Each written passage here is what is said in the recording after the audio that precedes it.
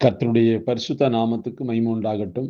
ஆண்டவராகிய இயேசு கிறிஸ்துவின் ஈடு இணையற்ற இன்ப நாமத்தில் உங்கள் யாவரையும் வாழ்த்துகிறேன். கர்த்தருக்குள்ளாக உங்களை ஆசீர்வதிக்கிறேன்.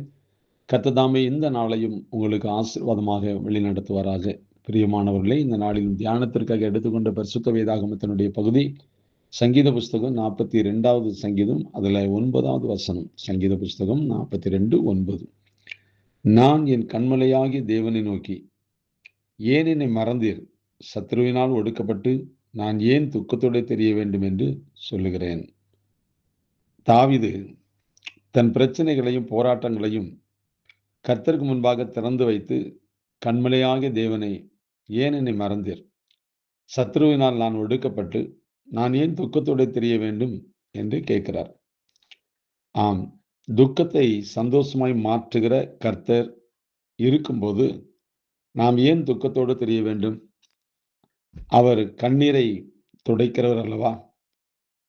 புலம்பலை ஆனந்த களிப்பாய் மாற்றுகிற தேவன் அல்லவா? தோல்வியை ஜெயமாய் திருப்புகிறவர் அல்லவா? அவர் ஜீவன் உள்ளவராய் வல்லமை உள்ளவராய் இருக்கும்போது நாம் ஏன் மனம் உடைந்து தெரிய வேண்டும்? இயேசு கிறிஸ்து சொன்னார், மெய்யாகவே மெய்யாகவே நான் உங்களுக்கு சொல்லுகிறேன், நீங்கள் அழுது புலம்புவீர்கள், உலகமோ சந்தோஷப்படும். நீங்கள் துக்கப்படுவீர்கள், ஆனாலும் உங்கள் துக்கம் சந்தோஷமாய் மாறும் என்று யோவான் 16:20 வாசிக்கிறோம். தேவதனமே, உலக பிரகாரமாய் ஒரு நாளும் துக்கப்படாதிருக்க வேண்டும். கஷ்டங்களிலும் பாடுகளிலும் கர்த்தரை துதிக்க கற்றுக்கொள்ள வேண்டும். நம்முடைய துக்கம் லௌகிக துக்கமாக, அதாவது உலக கவலைகளினால் நிரம்பின துக்கமாக இருக்கக்கூடாது. துக்கத்தை அப்போஸ்தலனாகிய பவுல் லௌகிக துக்கம் என்றும் தேவனுக்கு ஏற்ற துக்கம் என்றும் இரண்டாக பிரிக்கிறார்.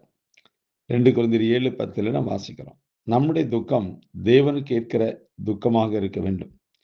அழிந்து போகிற ஆத்துமாக்களை குறித்த துக்கம், அறுப்பு மிகுதி வேலையாட்களும் குறைவாக இருக்கிறார்கள் என்ற துக்கம், கர்த்தருடைய சுவிசேஷம் சகல ஜாதிகளுக்கும் விரைவாக பிரசங்கிக்கப்பட வேண்டுமே என்கிற பாரத்தோடு எழும்புகிற துக்கம். இப்படிப்பட்ட துக்கம் எப்பொழுதுமே சந்தோஷமாக முடியும். அப்படிப்பட்டவர்களை கர்த்தர் வல்லமையாய் பயன்படுத்துவார். ஆவின் வரங்களை தந்தருள்வார். உலக பிரகாரமாய் நாம் துக்கப்பட வேண்டியது இல்லை.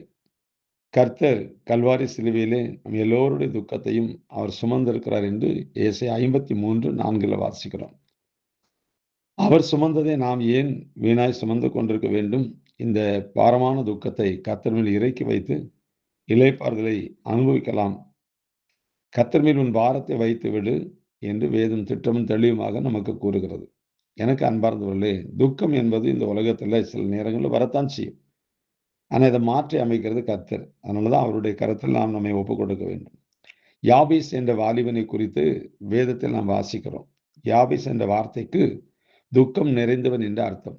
ஆனால் ஒரு நாள் அவன் இஸ்ரவேலின் தேவனை நோக்கி, தேவரீர் என்னை ஆசீர்வதித்து என் எல்லையை பெரிதாக்கி உமது கரம் என்னோடு இந்த தீங்கு என்னை துக்கப்படுத்தாதபடிக்கு அதற்கு என்னை விலக்கி காத்தருளும் என்று 1 நாலாம் புஸ்தகம் 4ஆம் அதிகாரம் 10வது வசனத்துல இப்படியாக யாபேஸ் ஜெபிக்கிறார்.